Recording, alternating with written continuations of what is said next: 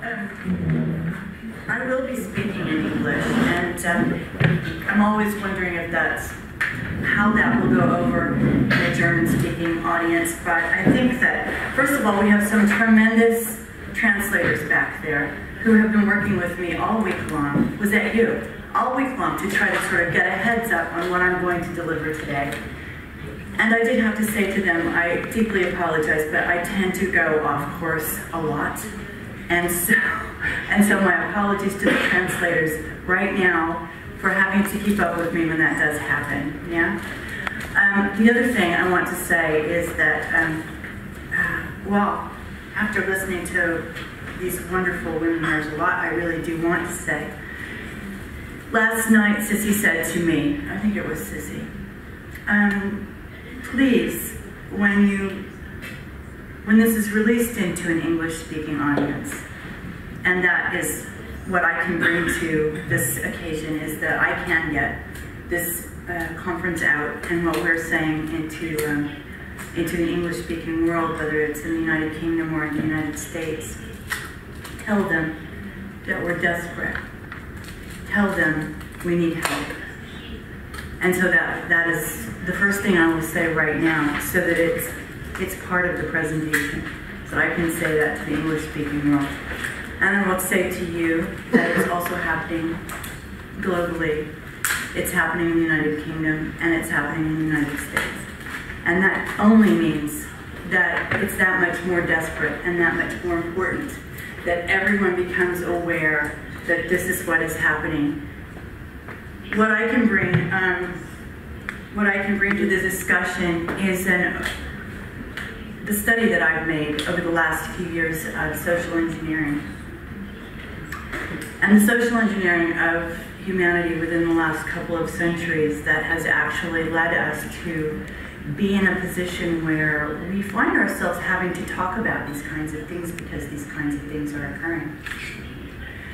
Where we find ourselves watching people do this kind of thing to each other, and where we find ourselves allowing this to happen.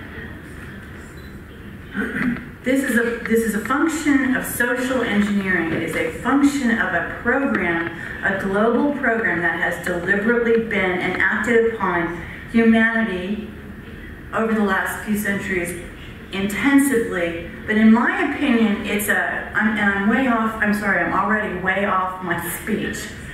In my opinion, it is part of a battle that's been going on forever. It's one long battle. And it was in the last 2 centuries that the entity that lies behind the horrible things that happen to us as human beings, whom I often refer to as the predator, because it's not appropriate to use the word they, because who is they? They doesn't mean anything. So I call this collective entity that really its goal is to destroy humanity, certainly to bring about the downfall of Western civilization as the predator. Now, I do have a presentation that I do want to bring, and I will try to sort of make sure I just hit the points that are relevant to what our discussion today, number one.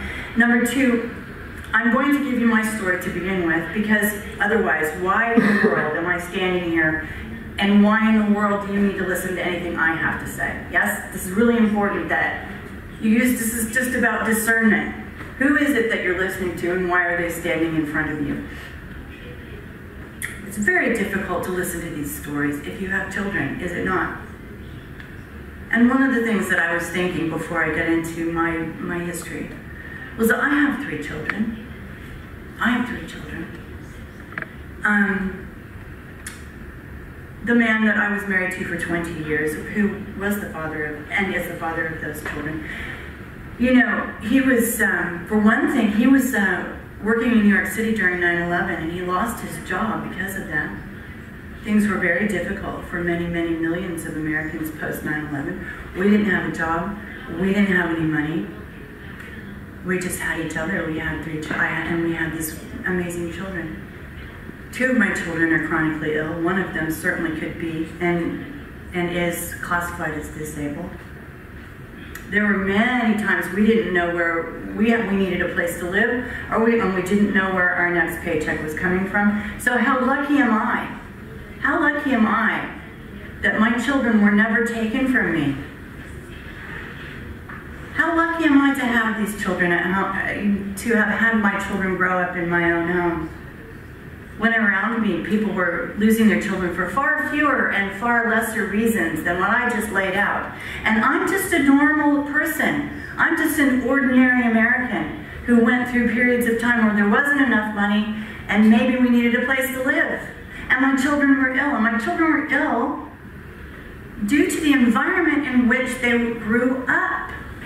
The air around them, the demonic levels of electromagnetics that course through our bodies and change our physiology.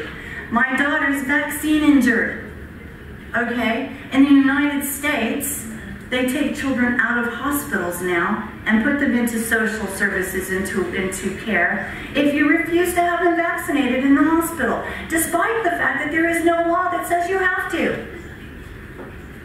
So it depends on what country we're talking about, I think, as to the primary mode of access to children. In the United States, there's a lot going on that's centered around vaccines. But let me read to you, which I don't ordinarily do, but I'm going to because I think I should. My introduction. Bear with me, please. Okay. My name is Cara St. Louis, as you know. And this will be the only part of my presentation that I read from a script, but it's kind of long, so. I'm an American writer and teacher and lecturer and an activist, and I currently live in London. And one of the most important things that I am is I'm also a Waldorf teacher. I'm a Waldorfschule-Lehrerin, I think that's how you say it in Altdeutsch, and I'm very proud of that. I'm hugely proud of that, because it is protection for children in the face of other kinds of schooling, which I will talk about. And in that case, I feel like I'm simply the bearer of more bad news, but I really have to deliver my message, so bear with me on that one as well. I grew up in the American Southwest, which I consider to be, for me, the greatest good fortune. It was one of the reasons it was the greatest good fortune was because as an Anglo-American, as an Anglo-Saxon, I was in the 60s and 70s, I was very much in the minority. I was surrounded by the Native American nations and Latin American culture, which is it's a rich, delicious, delightful, amazing culture and amazing places to grow up. My mother, whom I'm going to talk about at length in a moment, was a music teacher for the first half of my life, and she taught music to the Native American tribes in New Mexico. She traveled and taught music. My family was from the Four Corners part of the United States. I don't know if anybody here is familiar with the United States, but I'm going to say that anyway. It is where 4 states join: Colorado, New Mexico, Arizona, and Utah.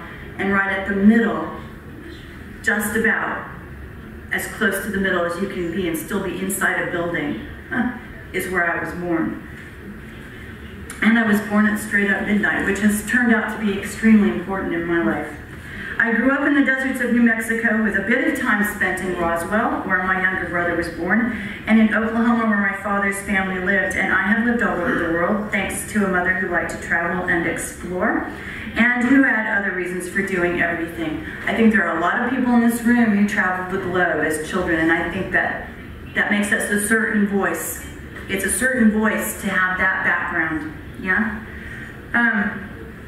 And I'm speaking to a well-educated audience, so I better say that I studied writing and literature at the University of Colorado, and then physics in Colorado as well. In the end, I received a master's degree in education of the Waldorf variety, and I have 3 wonderful children whom I've just spoken about. They are now grown. They are 19, 21, and 23, so they think they are grown anyway. All of them suffer deeply from the environment they found themselves growing up, which was completely manufactured and meant to injure them. That is the world that we live in. Although my life has been a series of profound experiences, the one earth-shattering event that landed me here on this stage in front of you happened to me on the morning of the 11th of July, 2010. It was a Sunday, and it was a beautiful sunny morning, and my beloved mother, who had moved to this little seaside village in which we lived to be nearer her grandchildren, was walking to church. It was about a block and a half from her apartment to the church.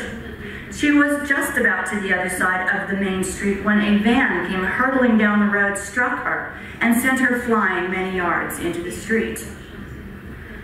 She was still conscious when the ambulance collected her, but just about every bone in her body was broken, and she died with me by her side just a few hours later. And this is a horrifying experience. It really devastated the entire town. The most significant aspect of this death lay in the life of this 74-year-old woman.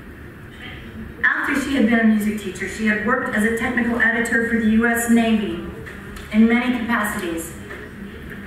Most people think that the NSA or the CIA or some such entity is the top of the pyramid in espionage, but I am here to tell you, it is not.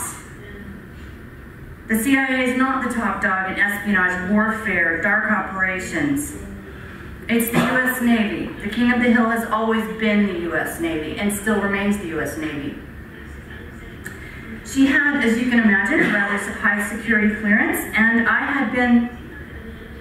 had an immediate and very strong intuition that my mother's death had not been an accident. I have now a mountain of circumstantial evidence that it was not.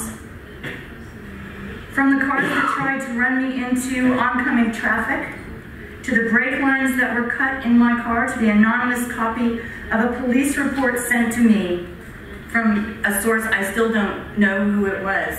I could not get a police report that had anything to do, any information on my mother's death. I was the sole survivor, and I couldn't get so much as one police report. So after a few months of asking and having my attorney contact the local police department to tell them that there was such a thing as the Freedom of Information Act, this envelope arrived in my mailbox with no return address, hand addressed, and it was the most simple police report that could have been generated by that incident. I still don't know who sent it, but obviously someone was trying to get me some sort of information. Yeah? So she often gave me hints, by the way, that she would die this way. I was speaking about this last night. She often gave me hints that this is the way she was going to die. She was inordinately afraid of traffic, cars that made sudden moves. She went to the local police department about 6 months before she died to make a complaint that cars didn't stop for pedestrians. And she said, you know, someone's going to get killed. I guess someone's going to have to get killed before you listen. And 6 months later, she was dead. I tried very hard to live with this for a few months and to help my children get over this incident. And then on 31st December 2010, a very important man, a man who was a liaison between the Pentagon and companies trying to get defense contracts in the United States, a man who was a security advisor to 3 presidents, was found dead in a trash bin near Washington, D.C. It was such a startling event, so seemingly random that, of course, this idea of how my mother died came back to me. And I couldn't push it away. And then the next day, on the 1st of January 2011, this was the day that tens of thousands of blackbirds started to fall from the sky all at the same time, dead in Arkansas. And hundreds of thousands of fish started to wash up on the shore, dead for no reason. And a necropsy, which is what they call an autopsy that you perform on an animal, revealed there were no outside wounds on these birds at all, that all of their inner organs had been exploded. To me, this was evidence of a weapon. This was evidence of perhaps a microwave weapon, certainly some sort of a new electromagnetic weapon. Probably the United States military had been testing it on animals, and they tried to float this idea that 10,000 blackbirds had fallen dead from the sky in Arkansas because they had all been killed by the fireworks display that evening. They'd been scared to death all at the same time and dropped dead on the floor, right? Okay, so no one believes that. No one believed it then. No one believes it now. All right. I remember that my mother had worked, when she worked for the Office of Naval Research in London, that these sorts of weapons had been a big part of their research there. The Office of Naval Research, we will discover momentarily, is one of the arms, not just of the US Navy, but also of the Tavistock Institute. She worked with many, many Operation Paperclip scientists and scientists from the Eastern Bloc. I met lots of them because I went to visit my mother, and I visited her at her office, and I shook hands probably with the men who were responsible for chemtrailing and a lot of the electromagnetic weaponry that it lives in our skies constantly. Yes? All right. She also worked as a freelance, she worked for surface weapons in the Navy in Dahlgren, Virginia, and she also worked as a freelance editor in Hawaii for many defense contractors trying to get work with DARPA. DARPA is a very black entity in the United States with bottomless funding for weaponry and psychological warfare and biological warfare and anything that you can think of that's dark in the human psyche and the human environment that can be used as a weapon. So my mother saw lots and lots of things, okay, as an editor. That is when I started writing this book, The Sun Thief. Die Sonnendiebe is what it's called in the United States, what it's called in Germany. I did it, to begin with, to try to make some sense of what had happened to my mother, to see if I could figure that out, to recall incidents that I knew that we'd been through together, to see if I could find a trail, because I knew there was a trail. And sure, there is a trail. But as I was doing the research for this book, what I discovered was the smallest amount of research online reveals exactly what's happening to us right now in terms of changing us physiologically, in terms of changing our environment, in terms of enacting mind control programs that I'm sure we're going to hear a lot about later as well, that begin and end with the birth of the child, and that end with a citizenry that can be asleep at the wheel while the government steals our children from under our noses and do very little about that. And this is global. And it's not just that. That's just one symptom of our transformation from the spirit human to the human they want us to be now, which is compliant and complacent and brainwashed and unable and passive and hooked into the plasma screens, yes? And completely unable to act as a sovereign individual anymore. This is what we have become, and it has been on purpose. It has been step by step. It has been done to us, you know, via a plan, and with the cooperation of several global entities, yeah? You can find out about this just like that. Just go online and type in chemtrails, type in the aerosol wars, type in geoengineering, type in electromagnetic weapons, and it will all come to you, because I'll tell you what, the only way for this to work, and I knew this had to be the case for a long time, you cannot get these sorts of programs to work, to be enacted, unless you park the truth somewhere. Unless they tell you exactly what it is that they're doing to you, the magic doesn't work. And it is very black magic that is being enacted on us, friends. The truth is right there for you to look at. It's right at your fingertips. And this is what I found out by looking into this just the smallest little bit after my mother died. One of the things that I did, as a matter of fact, was turn that book into something that everybody might want to read, something that's a bit entertaining. So it's a thinly veiled account of what happened to my mother, and I was also able to satisfy a wish of my own. And that wish was that it had a happy ending. That wish that was somehow, some way, it all came to light. And how could that possibly happen? For me, and people will argue with me about this, and I'm not done reading this, by the way, I'm sorry to say. For me, I believe that it will implode from the inside out, this program, because I believe that ultimately the human being is divine, if you will, if you want to use that word, but the goodness of the human being in the end will be what saves us. Anyway, so there is a story of a pilot who gets a plane out and what happens after that.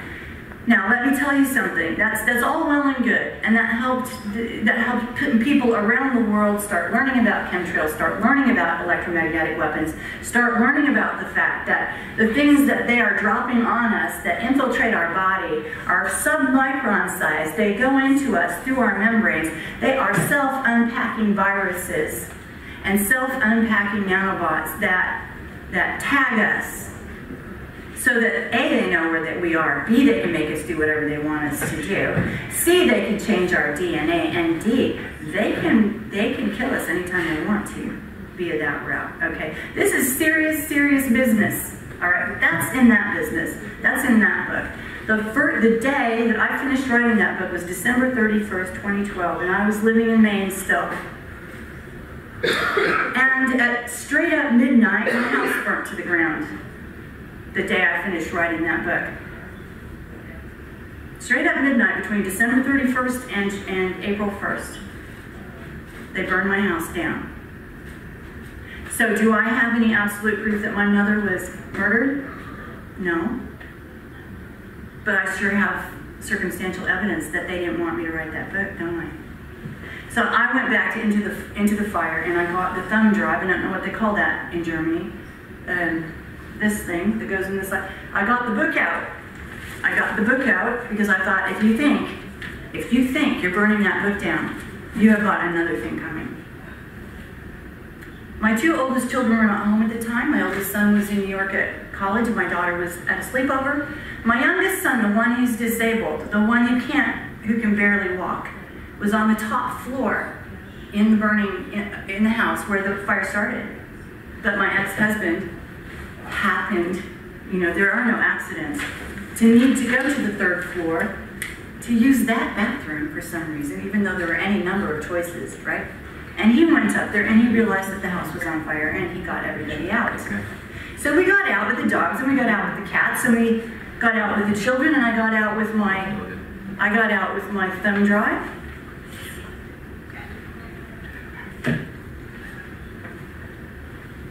Bye-bye. And that's the result, okay? That's the result.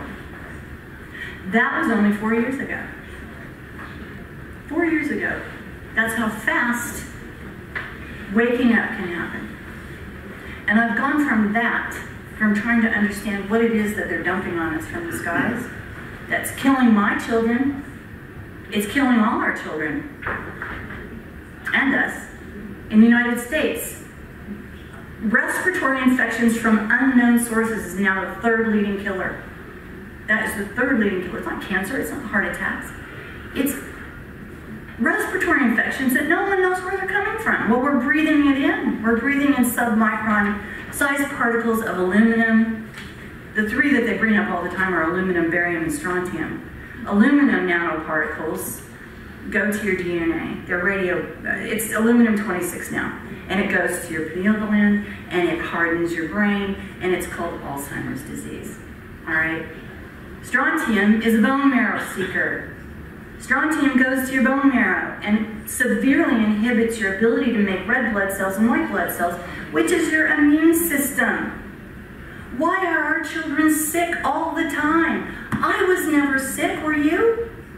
No, I was never sick. I can probably count on one hand the times I went to the doctor as a child.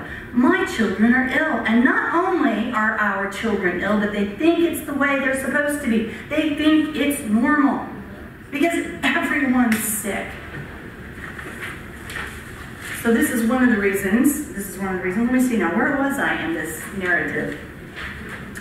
My house was burning down. That's still the tip of the iceberg, okay? This discovery leads inevitably to the push for transhumanism, all right? And the many ways in which an obvious malevolent overlord of some sort is trying to capture us, control us, and eliminate our ability to think critically and make free choices. And this is still just the tip of the iceberg, okay? This path, especially now since my house burned down, led me to move to London. I had to get out of the United States. I was, if there's any place that they're going to bother me, it's the United States. They don't bother me in London, so for what I do. So I moved to London, where my message began to get a bit of traction, sending it back into the United States, sending it into Germany. God bless the Germans, and God bless Joe Conrad, because if you've not heard of Joe, you should have. Because he's the fellow who got The Sun Thief into Germany and got The Sun Thief some recognition and got it translated. And yes, Joe Conrad. The reason I'm here today. So, God bless the Germans, because they've really resonated with this work, and I'm married to a German man, so that helps me as well. But I live in London now, and at some point I went on to work at the People's Voice television station as a writer, a researcher, and a producer. Now, I do want to say a bit about Joe, because he came to London to interview me when I moved to London. He had no real reason to do so, except that he believed in my project, and he did it on it. He paid for the whole thing himself. So I am very much beholden to them. It was translated by a fellow called Harold Kelsvella, who ended up doing some more work with me. He became my co-author on Dangerous Imagination, Silent Assimilation, which is called Total Vernebelt Giftiger Krieg in German. That book addresses the social engineering meant to destroy Western civilization, of which all of these electromagnetic and chemical weapons are the armed part. They're the armed part. One of our greatest enemies, I'm so sorry, but it is the case, is the modern school. A school is not an education. There is a big difference between the schools that we send our children to now, which are they are experiments in subjugation, and they are essentially brainwashing prison camps. Now, I'm speaking to you as a mother, and I'm speaking to you as a teacher. All right? This is where they get us to begin with. The schools. They separate us from our children far too early, and they put them in neat little rows. And the behaviorists have gotten a hold of how it is that we move through a school. So we change classes to the ringing of a bell. Anybody ever heard of the man Pavlov? Pavlov's dog, the bell that rings and we do what we're supposed to do? We'll get to the schools, because this really is one of my primary topics of conversation at the moment, of lecturing. There is no other greater tool of indoctrination and subjugation than the modern school, and the following lecture will, I hope, effectively point to the major issues. How our children are being stolen, brutalized, injured, robbed of their natural birthright, sterilized, and genocided, all while they're still at home. All while they're still at home. They're not just being taken away, which I find to be a desperate endgame move. I think that this isn't happening fast enough, so they're just ripping our children out of our homes. All right? But long before then, we are subjected to this other mechanism of brainwashing. I was, my children were to a certain extent, my mother was. It's been going on for a few generations now, and it's now perfected. Okay, so in that way, it's a bit of a different sort of lecture for this conference, and it's infinitely preferable, obviously, to have one's child safe at home. We don't have to say that, right? These are two different things that we're talking about. As I said before, I consider myself to be extremely lucky that my children stayed at home with me. However, the sort of abduction I describe is also very real, and it has to be deconstructed and stopped, because it is how the rest of the citizenry has become passive sheep. They refer to us as herds. All the social engineering and the social data gathering is meant to move the herds. All the gathering of blood types and DNA, genomes, that's meant to move us around the planet in the way that they want us to. This grab for our children, oh wait, Nate, for eons there's been one long battle, one long chase, one long goal, the control of humanity. The 20th century, which I call the lost century, saw the final desperate push to get children away from their families. It may seem that this is new, but in fact, a situation in which a government agency can simply decide you are unfit to keep your own child in your home, that's a phenomenon of the 20th century. It's simply been sort of legalized now. However, the grab for children has been an insidious, poisonous grasp, a grasping and a rending and a tearing, and my particular journey down this path began when I started trying to understand the mental hamster wheel we run on regarding the aerosol wars. How we could become a people who could do this to ourselves and others quite happily, assuming we're doing something good for humanity, or perhaps because we have no feeling for humanity at all. Have you run across a social worker who thinks they're doing exactly the right thing for the child by ripping it away from its mother? We become convinced that we're doing the right thing. That's what the brainwashing is about.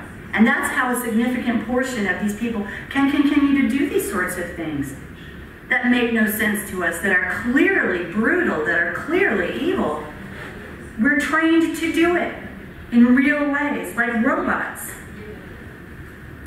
It's important to note that the same research I've conducted into why we became people who allow ourselves to be poisoned from the air applies to how we became people who are intensely vulnerable to the snatching of our children from our homes, and the citizenry at large is simply allowing it to happen. This is as a result of the very same social programming and mind entrainment.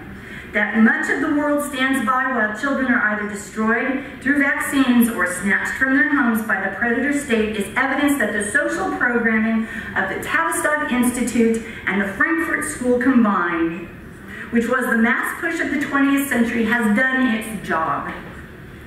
That we stand by and participate in these travesties is a witness to that.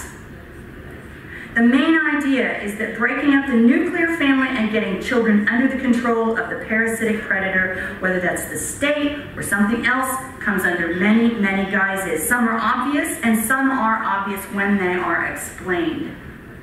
For one thing, the schools exist to steal the minds and souls of our children. They began as a factory turning out willing soldiers and became centers of subjugation where behaviorists and social scientists could test herd behavior and, frankly, enact standards that are little more than eugenics at work.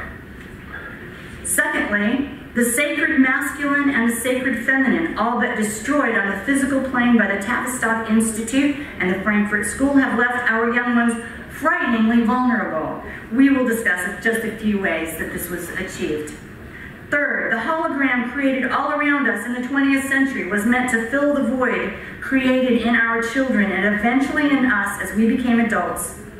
Set the government, the church, the military as our surrogate parents. I will juxtapose, I'm going to take a second here and juxtapose two statements for you. Johann Fichte, following the Battle of Vienna, delivered the address to the German nation. And in the address to the German nation, he frankly said that it is clear that German parents can no longer be trusted with their children. Did you know that? He said that. That was just prior to the establishment of the Prussian education system, which has traveled the globe and been mutated and used for nefarious purposes, but we'll talk about that. Recently, the travesty of the presidential elections in my own country, which sees Hillary Clinton up for election, Hillary Clinton says the same thing. She's not the only one. We've been saying it for centuries. She says the state has primary responsibility for children and the parents are secondary. This is part of her running platform. And we just accept that. We just accept that. We almost don't even hear that anymore. But you see, people have been saying this for centuries. It's still being said. All right. So we have the government, we have the church, we have the military as surrogate parents, and we have the school as surrogate parents. In the United States, we have this thing called in loco parentis. This is the right the school has to do whatever it will with your children, whether or not the parents agree or not. In loco parentis. There is no such law. There is no such right, by the way. But we just make up what we need, apparently, as we go along. Television and the flat plasma screens of all kinds have worked their way into our neurology. They formed a symbiosis and in some real ways are trying to become part of us.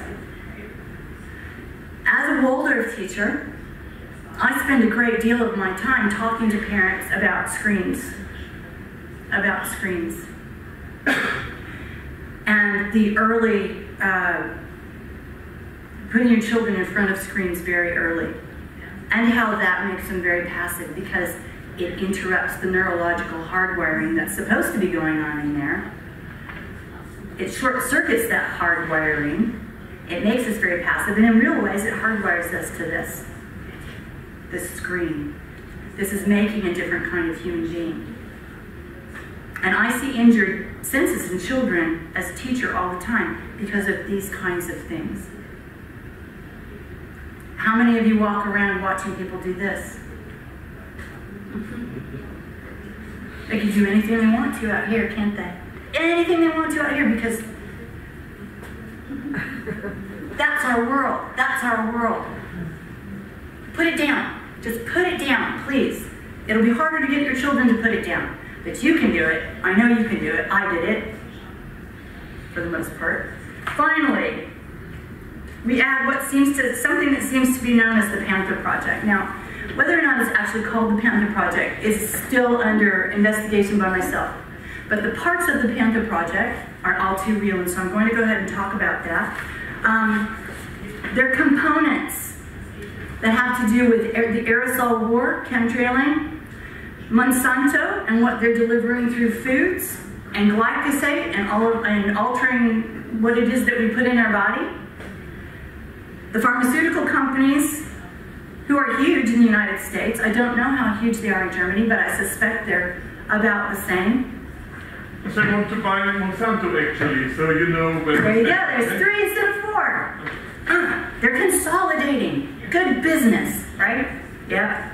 And the poisonous medicines and the vaccines. Each of these things is meant to do something. But in the end, the final product, if you will, of a human being that's not quite human, whose DNA has been taken over, they need some of these parts to work together. And that should answer a question that many people do tend to have, which is, if they can do it all from the sky, why do they bother vaccinating us? Because they can't do it all from the sky. They need to get some things into our body via the vaccines. They all work together to create this thing that isn't quite human anymore, but is compliant to the will of the predator or the parasite. The parasite is just as good, if not better, a way to describe, this global entity that is using us literally as human resources. Human resources. Do you have a human resources department in your company? We always do in the United States. But human resources is an abhorrent term. It really is. All right, so this is a new presentation. I've just put it together. I don't know how it's going to work. Let's see if it's any good. It may not be any good. We may just decide to ignore it. I don't know. All right? So I'm going to quickly go through some of it because it will tell you a little bit about me. What has been and continues to be the systematic subjugation of the human spirit? We're going to talk about that. We're going to talk about that right now. A little bit more about me. The foundation of my work is the identification and recovery of our conscious understanding of the imagination. Does that surprise you? Let me tell you something.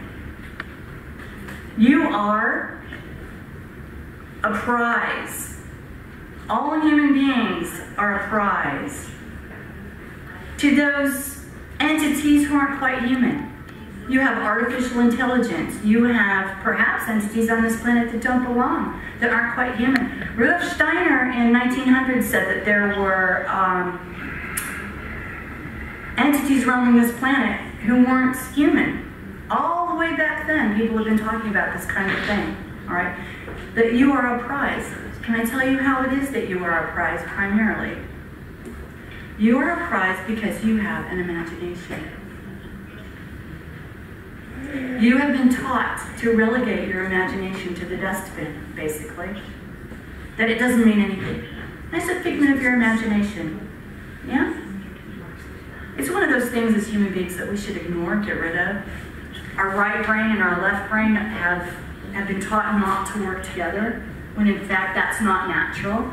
That's not the way it's supposed to be. They naturally and ordinarily work together. And if you get the right kind of education, if you don't get an education that separates those two things, they do work together.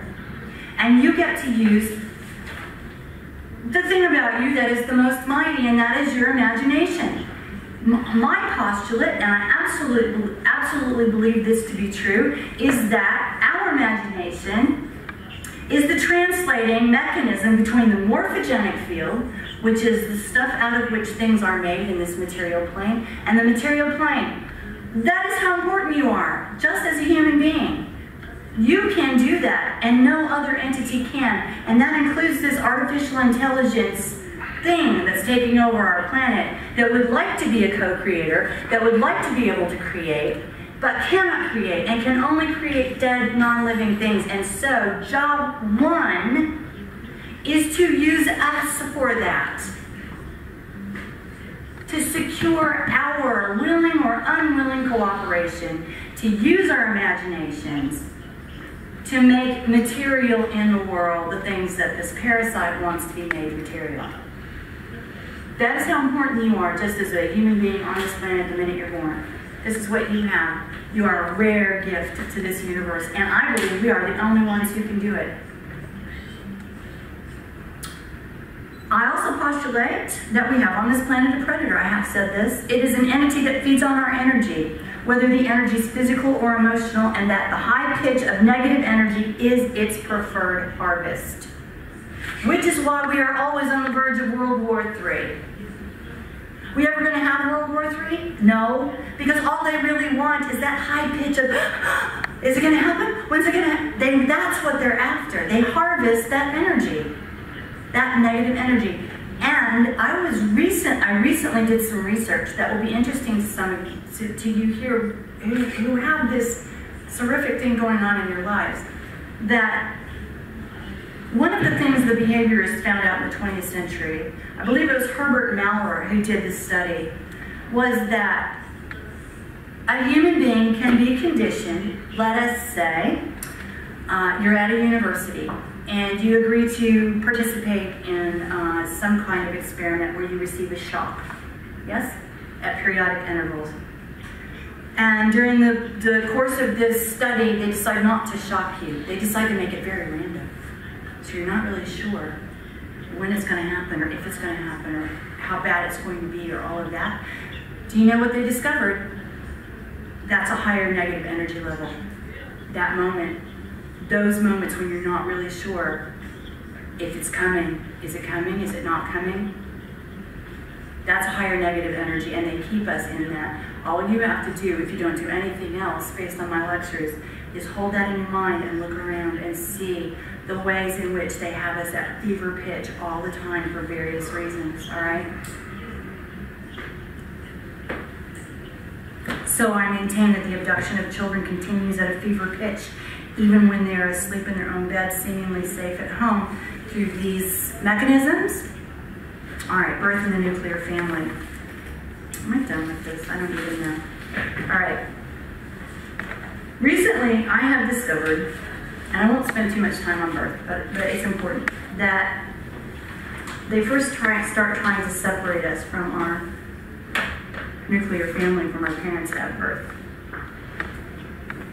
And the way that they do this is very simple and very, I hesitate to use the word interesting, but it's very simple. First of all, a significant portion of us are not born via the birth canal, so our skin is never turned on. We come out, we come ripped out through a hole in our belly, yeah? Second of all, as soon as we're out, they cut the umbilical cord. Do you know what that means? 60% of our blood is still in the amniotic sac. It's not in us. They cut that cord with 60% of our blood still outside our body. Then what do? They put ointment in our eyes. Yeah? You remember this? I mean, I had children in the hospital. The first thing they do is stick ointment in our eyes. We can see our mothers at birth. We can see them from here to here. They don't want us to see our mother at birth. They don't want us to bond with our mothers, our parents at birth. That's the first place they start to get us, is at birth. Then they take us away from our mothers. They scrub off anything that has to do with scent, right? Well, this is how my baby smells, this is how I smell, this is how we smell together, because they were just in my womb. We've got to hose all that off, wrap the baby up, weigh it, measure it, because it really is just merchandise. And then we give it a vaccine, and we prick its heels so we can get a DNA sample. That has nothing to do with putting vitamin K in your child's body. They're getting a DNA sample from your child. All right. And then, if you're really unlucky, my oldest son was born in 1993. My daughter was born in 1994. The difference is, from 1993 to 1994, they started giving babies the hepatitis B vaccine in the hospitals. That's the difference. Before they even hand them back to you. My daughter has autism. My son's okay. My daughter has dyspraxia. My daughter has a metabolic disorder. My daughter is in constant, unremitting pain, 24/7, and has been since she was 10 years old. She has live MMR in her gut that will never go away, as far as I know. I mean, there are ways to address this. The difference is she got a Hep B shot, and my son did not. And in the United States, they can take your baby away and put it in foster care if you refuse that shot, that vaccine. Even though there's no law that says you have to have it.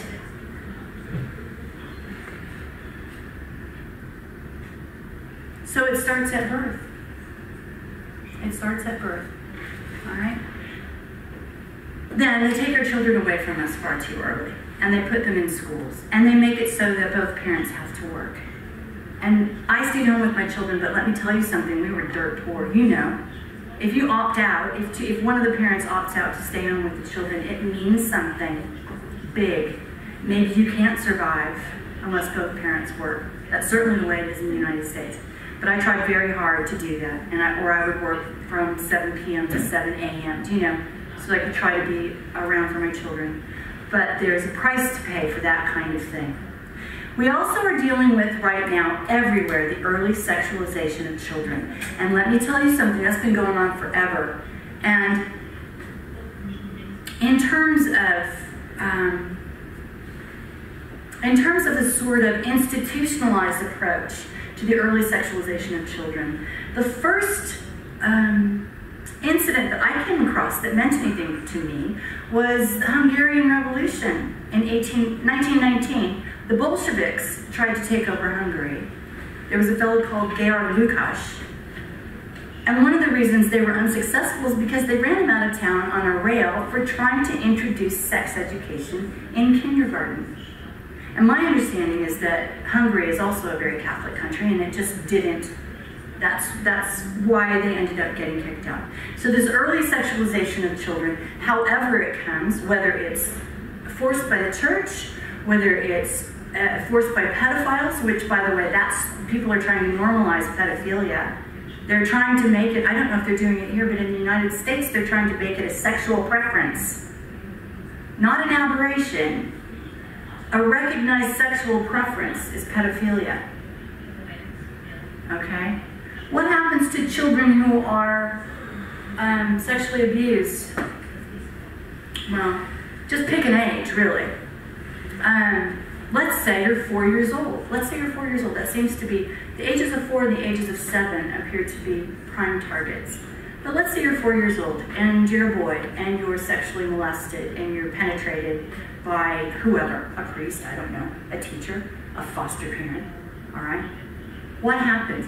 Well, let me tell you what happens. First of all, your spirit is anchored to the lower chakra. The bottom, this is our lower self. There's nothing wrong with it. But as we incarnate, we go up through all of the chakras to our higher self. That locks you into that lower chakra, and it also shatters your psyche into several parts. That, thanks to mind control manipulation, or mind control studies over the last couple of centuries, particularly the last century, scientists have discovered that they can make each one of these little pieces in your psyche a personality. And they can make these personalities do whatever they want them to do, irrespective of the other personalities. So you see, the early sexualization of children is a mind control project. It's a mind control project. And how is that, how are we, one of the ways that we are to stop that is by keeping our children near us where we can protect them. Which is one of the reasons they want our children away from us. If I've got my son here, I can protect him. If someone walks into my house and grabs my son and runs off with him, I've lost the physical ability to keep him from that sort of thing, haven't I? So you see there are lots and lots of social engineering reasons that these kinds of things are happening. All right? The behaviorists. I want to talk about the behaviorists briefly. We started with a fella, and this is 19th century. We started with a fellow who knows that that plants will react to stimuli. A plant will turn to the sun. Yes, of course. You've seen this in your own house. This is called a tropism. A plant will react to stimuli. Okay. From there, the behaviorists moved on to, I think, the University of Chicago. They started studying insects and giving them the same sort of stimuli to see what they would do. Obviously, they would react to heat, or they would react to light, or, you know. And the particular scientist who was working on these insects at the University of Chicago called them durable machines. That should have been our first hint that something was really going wrong with how we were thinking about life. He called them durable machines. And then we come up with Dr. Pavlov, who started working with animals in the same way and discovered that you can make an animal do things by operant conditioning. It's called operant conditioning. And then at the beginning of the 20th century, the person that I picked out, the lovely behaviorist, who I think did more damage than anybody else, except perhaps B.F. Skinner, was a fellow called John Watson, who worked at Johns Hopkins University in Baltimore in the United States. Hello! Oh, now you've done it.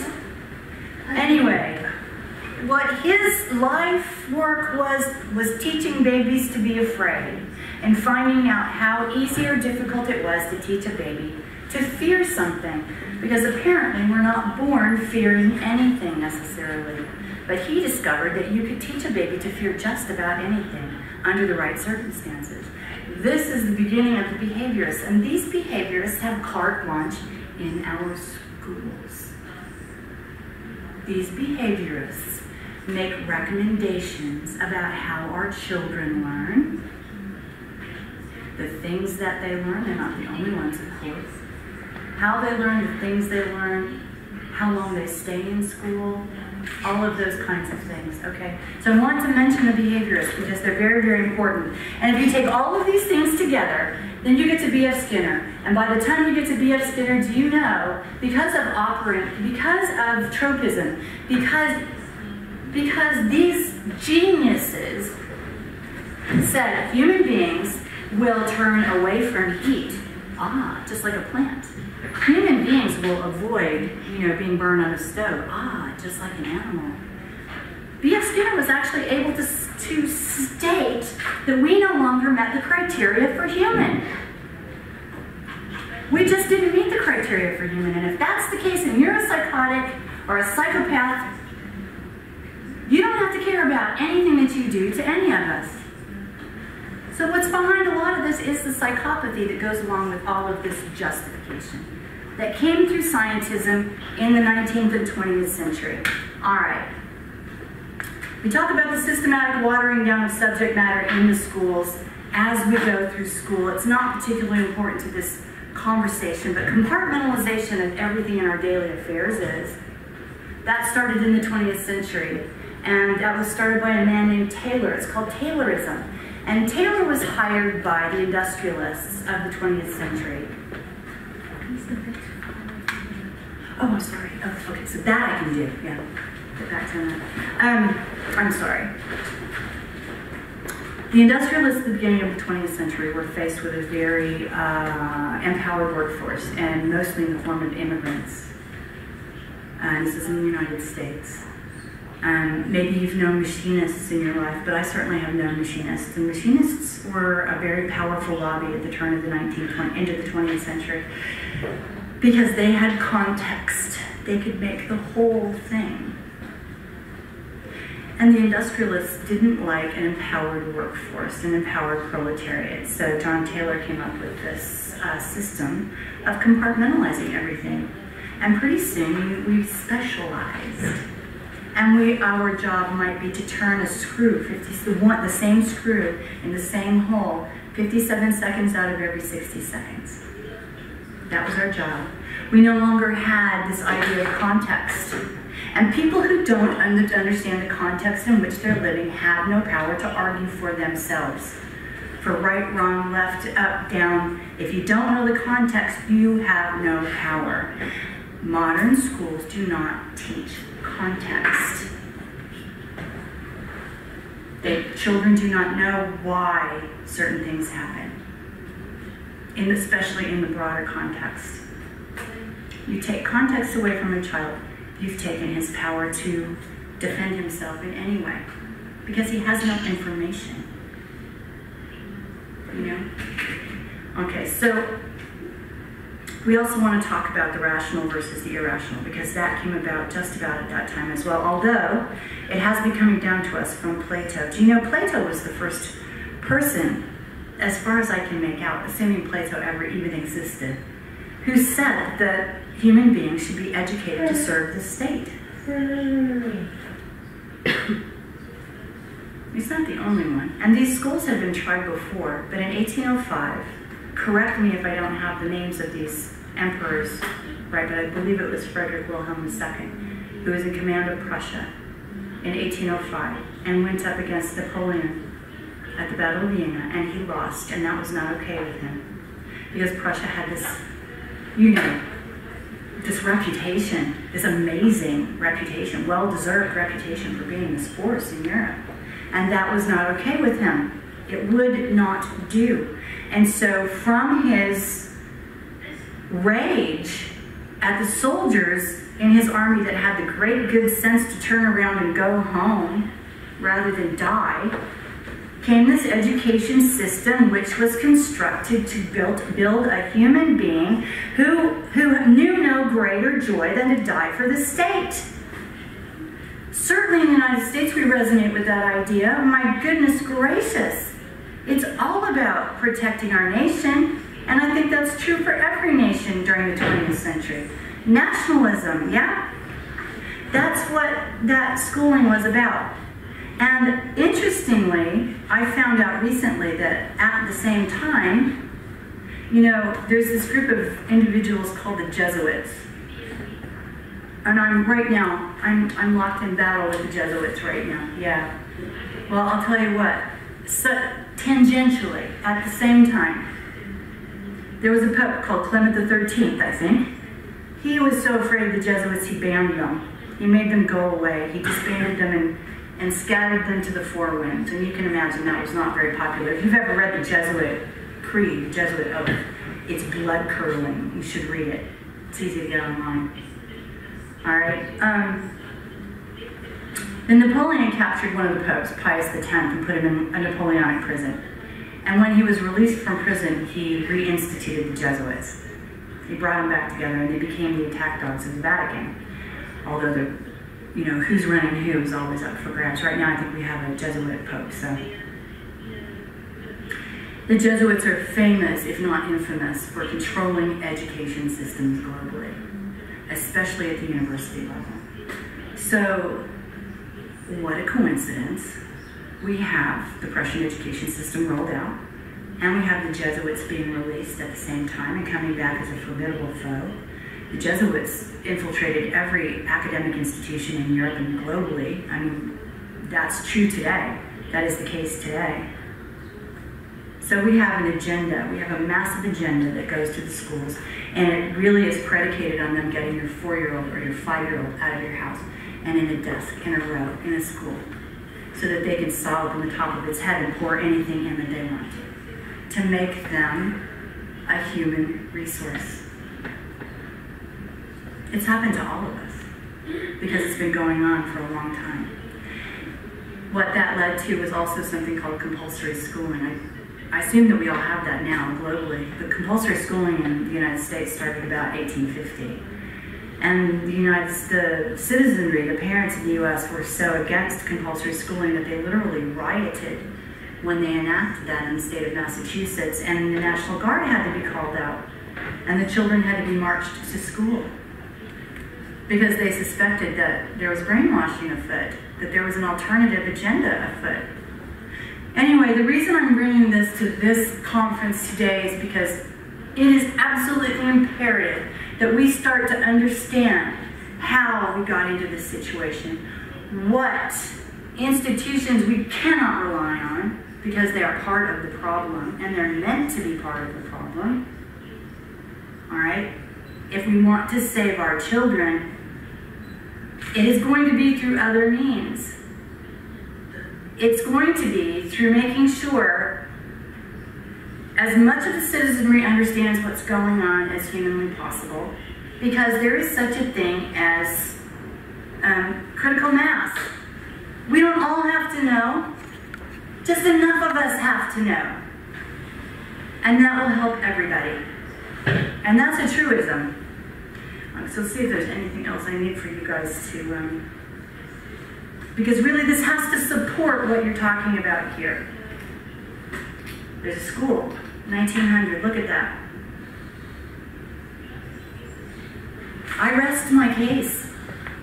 Look, cogs and wheels, cookie cutters, same, robots. That's what they're making, and they're still making them.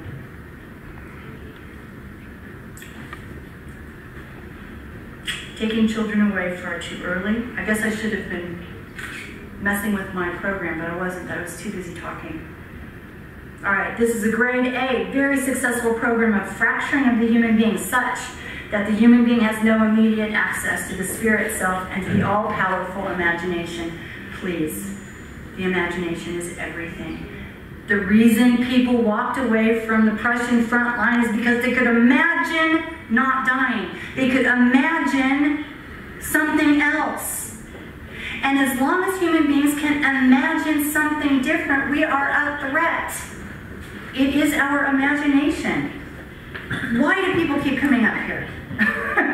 What am I doing? Okay. All right.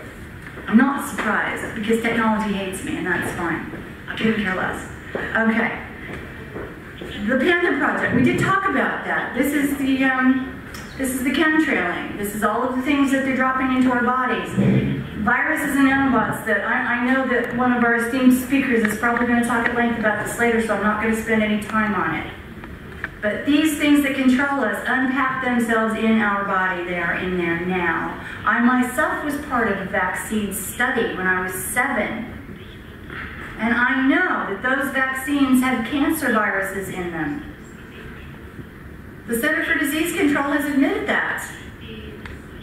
Why in God's green earth did they put cancer-causing viruses in vaccines?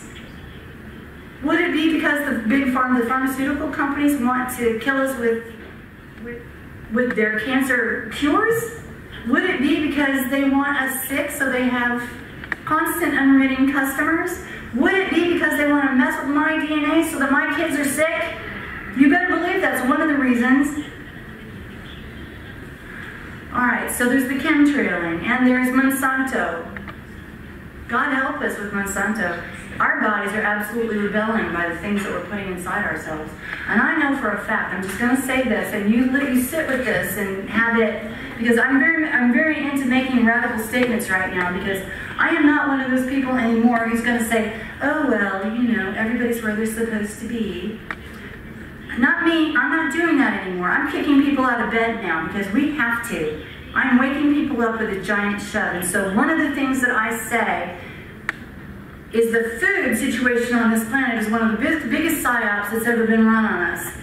The University of Saarbrücken and many other universities have proved to a statistical certainty that 24,000 units of biophotonic energy goes through our body every day and back out. The human body is a filter. We need that sun. That sun is how we sustain ourselves. Now, what's between us and the sun? A new plasma filled with garbage. There are 100 reasons that they're changing the plasma in which we live, but that's one of them. And so when you think about those 24,000 units of biophotonic energy, and then you think about the 1,200 calories of crap that you put in your stomach, think something radical about that, okay? Because you're poisoning yourself, and you're doing it on purpose, and you're doing it because you were taught you have to survive, and you don't, okay? The electromagnetic manipulation, I know that's going to be discussed later, so I'm not going to talk about it too much. But I will say that one of the legacies that our President Bill Clinton left us in the United States was a country that's covered with Gwen towers. You know what a Gwen tower is? These are those cell phone towers with all of the electronics and they're probably just radio devices sticking out all over the place. They look demonic. They're trying to hide them inside fake trees now, things like that. But one of the reasons those exist is because A, we are an entity that's filled with salt water. There is this thing called the piezoelectric effect. Okay, they can manipulate us by aiming frequency at us. All right, by aiming a particular vibration at us, they can make us do things. And they know that. And a lot of what they put into our bodies from the air just makes it worse. Makes us more susceptible to manipulation, electromagnetic manipulation, which is coming at us all the time, changing our wiring. Now, all of this sounds drastic and dreadful, and it absolutely is. But remember, you are a rare entity in the universe, okay? You are precious and you are powerful. And you have been convinced that you have no power. But the fact of the matter is, you have all the power. You have all the power because you have your imagination, and you have your sovereign humanity, and you have your higher self. And you have some understanding of that as you go along. So immediate steps that I would like everyone to take, and I say this everywhere I go: throw your television out the window, please. Please throw it out. It was invented to program you. There is no other reason that it exists. And there's nothing on it that's redeeming, that's good for you, or any of that. It was invented to program you. That's why they call them programs. Throw it out. Get rid of it. All right? Stop watching the mass media as much as you can. Your best bet is to dive in. I know. Dive into the internet and get some alternative media coming. Then you have to learn how to discern what you're getting, because I promise you, as soon as somebody comes out with the truth, somebody comes out with a replica of the truth that guides you where they want you to go. So you have to be very discerning about that. I have to say that one of the reasons I will never live in the United States again, is, at least if nothing changes, is that they're on information lockdown. If you know anything about being inside the United States, you know that we don't know anything and we're not allowed to know anything. And that's not really, I mean, it's like an it's electromagnetic prison camp for us. The minute you get outside the United States, you are instantly hit with what you don't know. I took my daughter to Paris last year, the year before. She was only 19. She called her dad. She called her dad within a few hours and said, "Dad, you have no idea what I'm seeing out here." That's how noticeable it is, all right? The other thing is that I'm very, very lucky in the sense that I'm married to a German man who's an obsessive researcher, keeps his finger on the tabs of what everybody's doing in German, and people in Germany and the alternative movement are doing damn good work, okay? They're doing fine, fine work. I know it because my husband translates it for me, and I can get it out into the English-speaking world. But that's really what it boils down to. We aren't getting any of the information. We have continents that are absolutely isolated from each other. So we have to change that. all right? Put your kid in an alternative school if you can. Germans have problems we don't have in the States yet about homeschooling, alternative schools, things like that. That's how they get your children here immediately. I know my friend Dagmar Neubräuner, who's working up north with Joe Conrad's, has been working valiantly, diligently to try to bring this idea of homeschooling and the fact that Germans are arrested and put in jail and they lose their children when they try to homeschool their children. It just can't happen anymore. It's against the law. Well, they're pushing that in the United States. They're not quite there yet. But it's coming if we're not very, very careful. In the absence of being able to do that without losing your liberty, choose an alternative school for your child. And I do not mean a charter school, which we have in the United States, where they take the regular old curriculum and they just put it someplace else. I mean a new curriculum. I mean, look at curriculums that support the arts, that support your child's imagination, that supports both hemispheres working together, that gives them lots of music. We don't use textbooks in Waldorf schools. And so our children develop memories like we should all have, like we all do have, okay? Everything that comes to you orally is invigorating and good for your child. If you tell them a story, tell them a story because you breathe life into it. It's enlivened rather than reading a story, okay? And frankly, if you don't do anything else, refuse vaccines of any kind. Refuse vaccines of any kind. Do not take a flu shot. Do not give your child a flu shot. If you're pregnant, do not let them talk you into, oh, you should at least have a flu shot. No. Do not let them inject anything into your body ever again. Let me tell you something. There's two things I want to say, because we're going to turn it over to other people who have better things to say probably. But if I have one regret right now, it's obviously the vaccine that my daughter got in the hospital, but I didn't know she was getting it. All right? If there was a time, up until, very, very recently, and my children know this, when all I really cared about was being covered with grandchildren. I said, just go be happy, but I envision myself sitting on the back porch covered in grandchildren. I don't think I want that anymore. I don't think I want it right now. Because it's not safe. Because I don't know how the hell my children would keep people from vaccinating my grandchildren. I don't know how that works now.